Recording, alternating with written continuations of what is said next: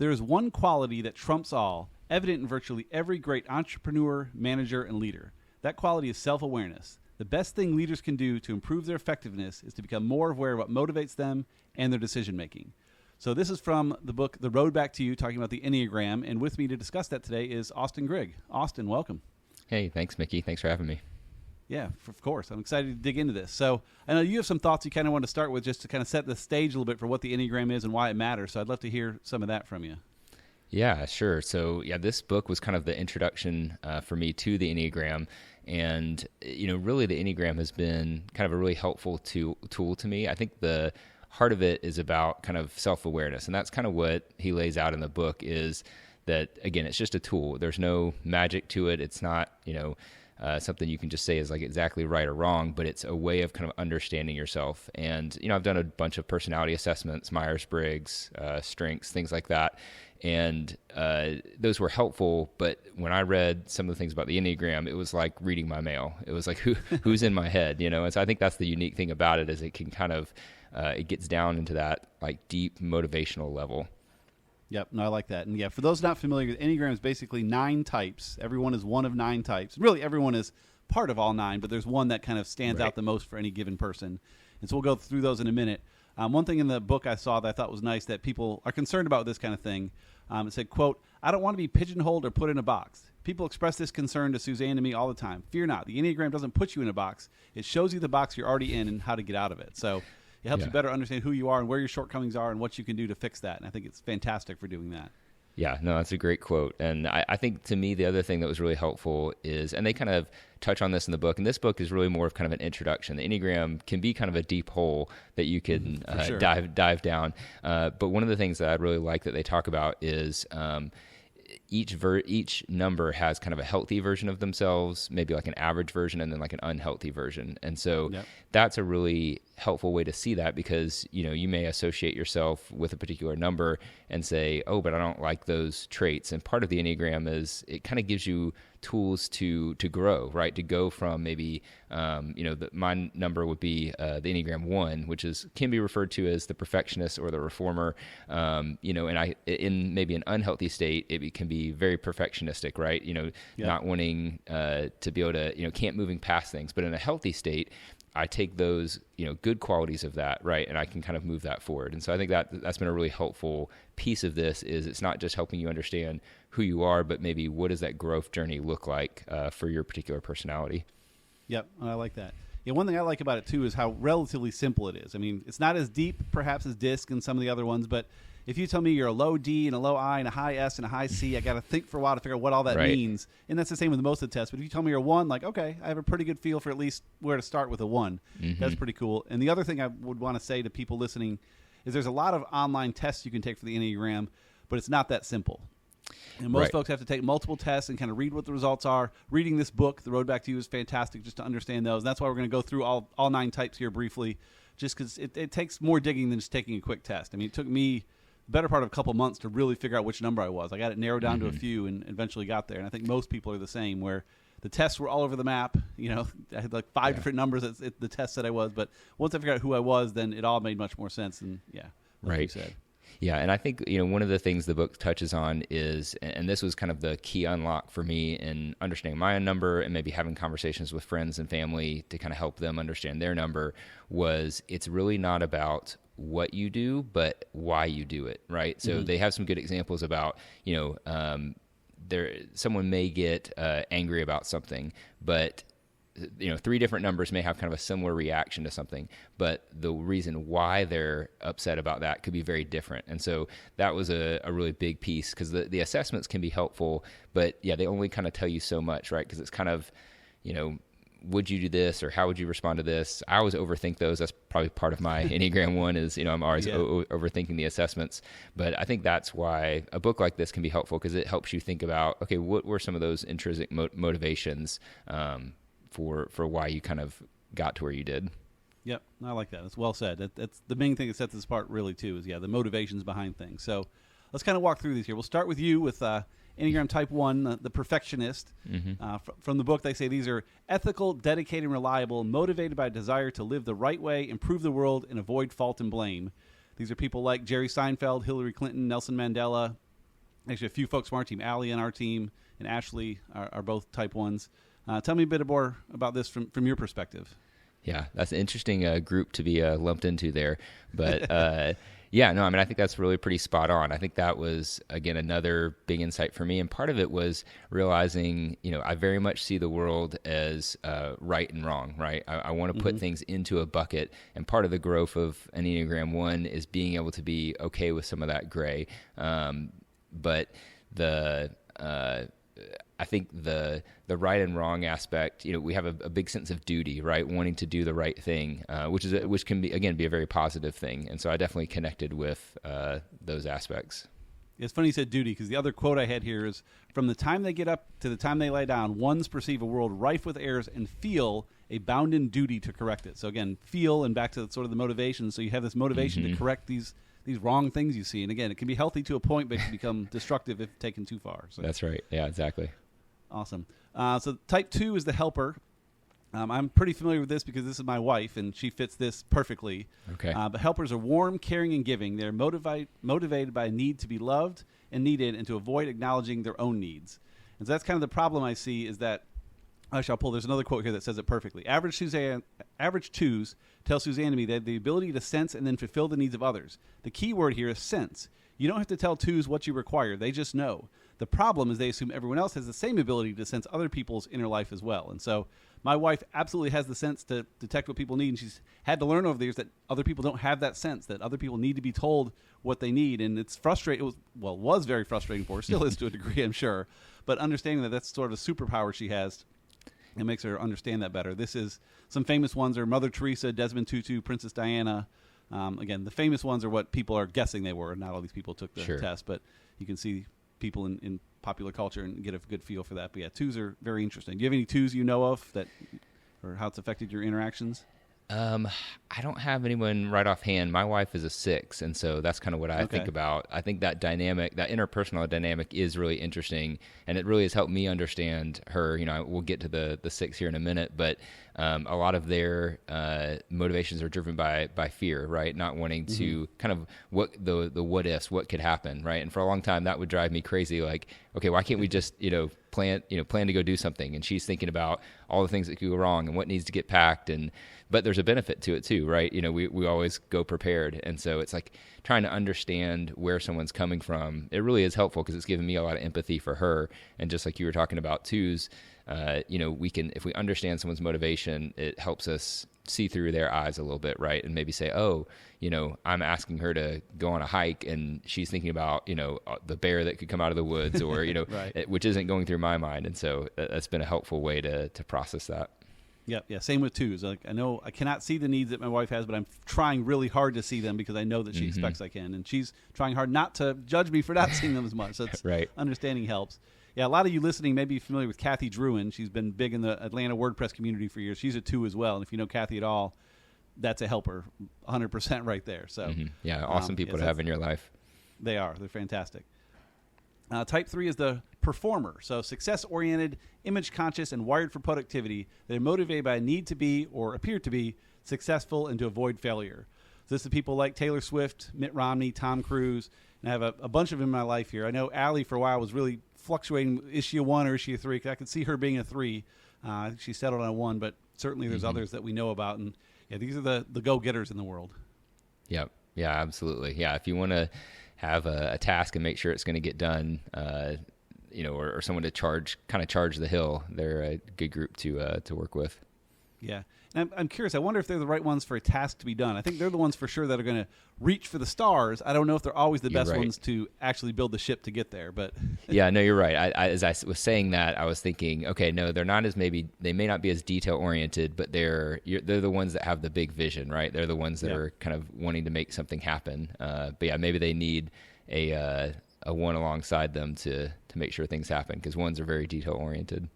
Yeah, it's funny. I put the notes together for this years ago, but if you want to talk about success-oriented performers, Taylor Swift is on the list here. I think that fits that definition about as good as you could possibly be. So yeah, well, I was thinking about like even Tom Cruise in that list. He's done just how many movies? I mean, it's just it seems like he never stops. And so that's kind of an interesting one as well. These people who have just kind of an incredible drive and ability to keep performing, keep kind of putting things out there. Yep, that's their need. Again, they're that innate desires to keep performing. So yeah, he's a good example too. Enneagram Type 4 is the romantic. They're creative, sensitive, and moody, motivated by a need to be understood, experience their oversized feelings, and avoid being ordinary. I actually don't know any personal 4s, and I have a list of perhaps 50 people I know that I know their numbers for. When I kind of collect them, when I see them post on Facebook about it, I'll kind of grab those and some of that. Mm-hmm. I don't know any 4s. The ones I've seen famous 4s, in theory, again, Amy Winehouse, Thomas Merton, and Vincent van Gogh could be 4s. I think that kind of fits there. But do you know any 4s in your life? Have you worked with any before? I have a suspicion of one possible 4, but the one that sticks out to me is Ian, who wrote the book. I'm pretty sure he self-identifies as a 4.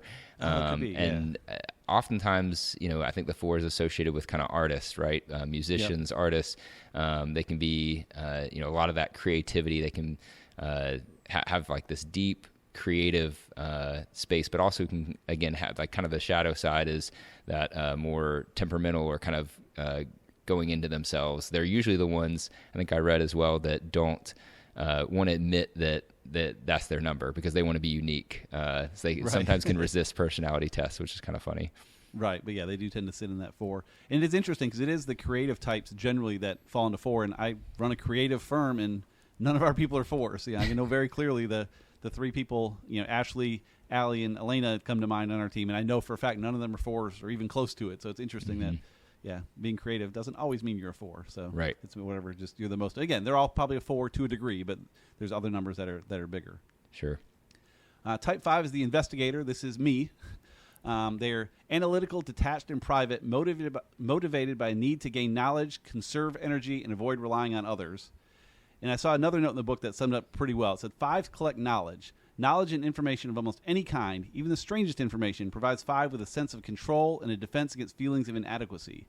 5s also collect information or knowledge because they don't want to appear foolish or uninformed or be humiliated for not having the correct answer. And that absolutely is me there too. When I get asked questions, especially by clients or colleagues or whatever, I feel bad if I don't have the answer, even if it's something I shouldn't know. So I'll collect all the knowledge I can to try to always have the answer. A friend of mine that was more familiar with Enneagram prior to me, I was trying to figure out my number, and I was showing him how I was going about it. I was taking all these tests and had these cards printed up, and I was doing all this research. He said, the way you're going about it means you're a 5. Whatever the cards tell you, just the way you're approaching this makes you a 5. And so this is like Stephen Hawking and Bill Gates, those kind of folks are 5s. But it's very interesting seeing this through that lens. What are your thoughts on 5s?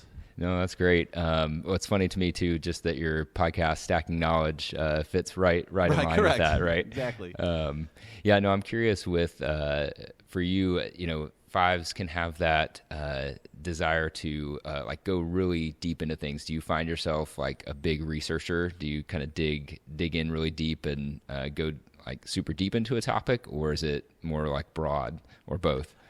A little of both. I think more broad than anything. I want to not miss the obvious questions. I see like the funny videos on YouTube of people that miss the obvious question and Who Wants to Be a Millionaire or Wheel of Fortune, whatever, and that always scares me. Like that's why I never want to go in a game show, because I know there's little gaps in my knowledge, and I might miss that one obvious thing that everyone else knows that I never happen to learn, and that's what scares me. So I want to go pretty wide. Mm-hmm. But yeah, again, it can be the dark side of that is to go more and more and more and more and be consumed by that. And I have to be careful because I flirt with that edge at times already. But like you said, this podcast is a great example. I already read a lot of books to try to satisfy my 5, but now I want to go back and revisit the books and make sure I really understand everything there. And this podcast is a way to do that. So well, and that's taking that kind of a superpower, right, and being able to help others with it. I think that's one of the cool things is recognizing each of the numbers really has some strengths, or you could call them superpowers, and how can we leverage those for others, right? If my number kind of being a being principled, being self-control, I can help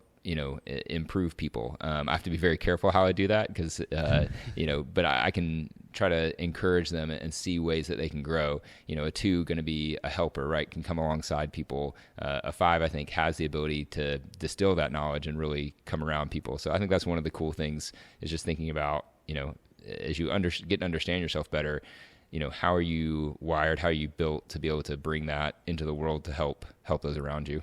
Yep. Well said. I like that. Let's move on to 6, which I think you have more familiarity with than I do. But Sixes are committed, practical, and witty. They are worst-case scenario thinkers who are motivated by fear and the need for security. So this is people like Ellen DeGeneres, Jon Stewart, and Frodo Baggins, if you want to get into to fake people there. But, yeah, you have much more experience with sixes. I know a couple of them, but not very well. You know yours better than I do. So, yeah, curious what you have to say.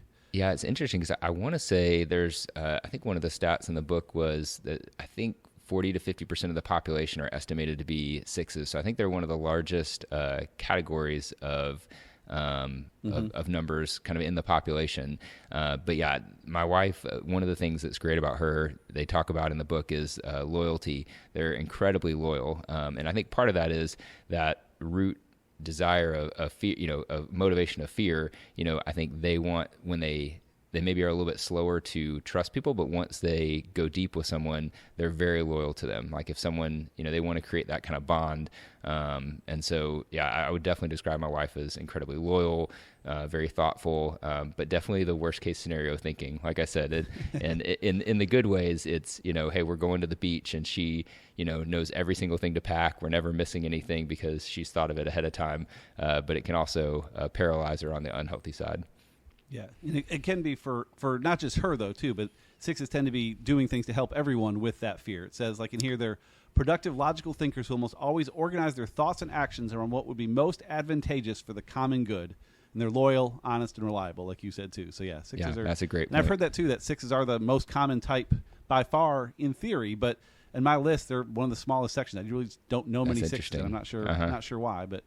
just kind of how it's worked out, I guess. Yeah, I wonder how they try to figure that out. I mean, I guess you could do some samplings, but yeah, I guess any of that's just kind of statistical analysis. Right, and I think some of it would be, I think some would self-select more. Like I think the type of person that would take, like you said earlier, some types would be less likely, like a 4 is less likely to want to take a personality test. So there may be more 4s out there than we know about, but they're just the kind of person that says, I'm not going to take that thing, so they don't show up in the data of how many are in each type. So right. That's kind of like the confirmation bias, right? If you're just looking at the ones that self-select. Yep. So type 7 is the enthusiast. They are fun, spontaneous, and adventurous. They're motivated by a need to be happy, to plan stimulating experiences, and to avoid pain. And for me, when I hear 7, I think spontaneous. I think this is the kind of person that says, hey, I'm blowing off this afternoon. I'm going to the beach. I'm going to go surfing or whatever. And, not where you go surfing around here, but you get the idea. Yeah. But this is famous people like Robin Williams and Stephen Colbert. And I have a handful of folks I know that some say they're 7. I question a few of them.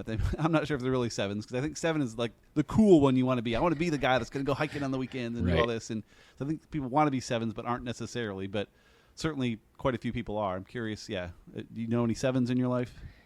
I'm pretty sure my middle son is a 7. So he is nice. Always looking for what's the next fun thing. I mean, we can finish the best day we've had, and he's on, okay, what's next, right? He's always looking for the fun thing. He's incredibly outgoing.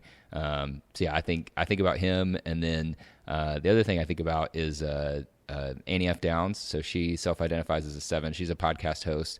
And that's another place that I learned a lot about the Enneagram. So she hosted, that can be another resource for people. She hosted, she called it, I think, Ennea Summer or something like that. So she I did listen. Yeah, my wife had me listen to those because she listened to her a lot. Yeah. Yeah. So 2 years in a row, I think she did that and basically brought on people of different numbers. Basically, so each episode she would do, I think, like a guy and a girl who identified as a 1 or identified as a 7 or a 6. And that was actually really helpful in understanding myself, hearing other people who were that number talk about their experience. And so, but yeah, she talks about being a 7. So her podcast is called That Sounds Fun. So she's always looking for what's the next fun thing. Nice. Another note from the book here said, it's hard to get your head around it, but 7s are every bit as fearful as 5s and 6s. Where they differ is in how they defend themselves against it. 5s ward off fear with knowledge, 6s with pessimism, and 7s with inexhaustible optimism. So that sounds like your son there. Yeah, he's just inexhaustible. Like he gets done with a fun day, like let's go hit more. So yeah, that's what a 7 is for sure. Enneagram 8s are the challenger, sometimes known as the protector. They're commanding, intense, and confrontational, motivated by a need to be strong and avoid feeling weak or vulnerable. This is MLK, Muhammad Ali, Angela Merkel, folks like that. One fun note I saw from this is it says 8s don't feel like they have to be the person in control. It kind of feels like that's what an 8 is. They want to command, and they don't have to be the person in control. They just don't want to be controlled. So they want to have autonomy is what it is. And so, yeah, we have Elena on our team as an 8, and she certainly fits that where, she's going to be strong and give opinions and all the right things you want from someone designing, doing design. You want to hear what they have to say and fight for it. But again, she doesn't have to be, in control necessarily either. So it's kind of a good mix where they'll fight back, but not necessarily try to take over always. Some might, I guess. But yeah, I guess maybe on the healthier side, right? If they kind of recognize they can be very strong, but also willing to, engage and debate. It's a good distinction. Yeah. It says healthy 8s are great friends, exceptional leaders, and champions of those who cannot fight on their own behalf. And so I think, again, challenger and protector. It's the right, this is the kind of person that's going to stand up if someone says an inappropriate comment about your wife while you're out. They're gonna do something about it versus let's just go away. They're gonna no, we're gonna fight and make this right because I'm gonna protect you. Which again could lead to bad things too if taken too far. This is probably people that get in bar fights more often because they're always looking to protect their ego or whatever it is. So again, healthy versus unhealthy and all these numbers. Right. But yeah, healthy 8 is a fantastic person to have around for sure. Absolutely. And then the last one, type 9, is the peacemaker, sometimes called the mediator. They're pleasant, laid back, and accommodating. They're motivated by a need to keep the peace, merge with others, and avoid conflict. So this is Barack Obama, Renee Zellweger, and Bill Murray are the ones that I found that sound that way. I could see Obama. I'm not sure I see the other two as much. But Bill Murray especially, it seems weird. I'm not sure where I'd put him either. So, but I know a number of 9s in my life, and the ones I see in here all fit. Brooke on our team's our project manager, and she absolutely is a 9. She's one that I think wanted to be a 7. She thought she was a 7 at first. We're like, you're not a 7. I know we all want to be 7s because they're so cool, but she's a 9 and she is fantastic. I mean, leading projects and having to deal with clients versus us and getting everything done, like she's able to keep the peace and get things done and keep it on track, and it's fantastic to have in that kind of role. Yeah, no, that's really interesting. I feel like that's a great person to have, in a team, right? Someone that can kind of bring people together, see both sides of it, and kind of make that peace is a huge skill set. Yep. Yeah. From the book here, it says they see and value the perspective of other people and can harmonize what seem to be irreconcilable points of view. They're unselfish, flexible, and inclusive. So, I mean, that's what do you want in a project manager? But someone that can harmonize irreconcilable points of view. Like that's the perfect person to have there to sort that out. So, 9s are fantastic. That's the 9 types. So, for any of you that have not gone through it before, I mean, it's certainly deeper than that. There's quite a bit of reading around each type to really understand, and you may hear yourself a little bit in one of these now, but I certainly would encourage you to dig deeper and really figure out where you are and start paying attention to who others are. Again, I love that for our team. I can know right away, like, okay, Ashley's a 1, and that means this. Again, we've done disc profiles and stuff, and we can talk and dig deeper. I don't remember her disc offhand or Myers-Briggs or all that stuff, but I can remember numbers very easily, and so I like having just that at least initial idea of who someone is based on that. Right. Yeah, I think it is a nice way to be able to have a reference point for people. I think one of the things they do a good job of in the book is talking about making sure that you're not putting people into a box with their number, right? Or saying, oh, you're just being a 3 or you're just, being a 7. I think that's something they are really clear about. And I think that's really helpful because we're all, like you said, we're all some portion of all 9 types. And so, we don't want to put people into a box, but again, it could be a way of helping us understand. So I think about it like in a more of an interpersonal way, like with my wife. Again, it's going to help me think, okay, where may she be coming from, right? Or maybe I suggest something and she reacts in kind of a way I wouldn't expect. And it's like, oh, okay, maybe that helps me, gives me some insight of, hey, are you, is that causing you to be fearful about this? Or, could we do this in a different way? And so I think that can be helpful. I'm curious how you use that in kind of a work context. Are there ways as you're kind of thinking about how you're communicating or, strengths of different team members? What are the ways that you've kind of found that to be beneficial? So I think the big thing for me is that I always thought being a good manager, good partner or whatever, meant being nice all the time. Mm-hmm. And that's true, but nice is different to different people. I had a different business coach tell me years ago, like he knew every morning he'd go in and talk to Susie, and Susie wanted you to be in and out of her office in 5 seconds. Say good morning, get out of the way. But when he went next door to Nicole, he knew he needed to spend 10 minutes because Nicole wants to unpack her weekend and talk more. And so being nice is different. If he had spent 5 minutes with each of them, that would have been fair and nice, but would have annoyed both of them because he would have left the one too soon and stayed way around too long for the other. So just understanding how people want to be treated, I think, makes a big difference too.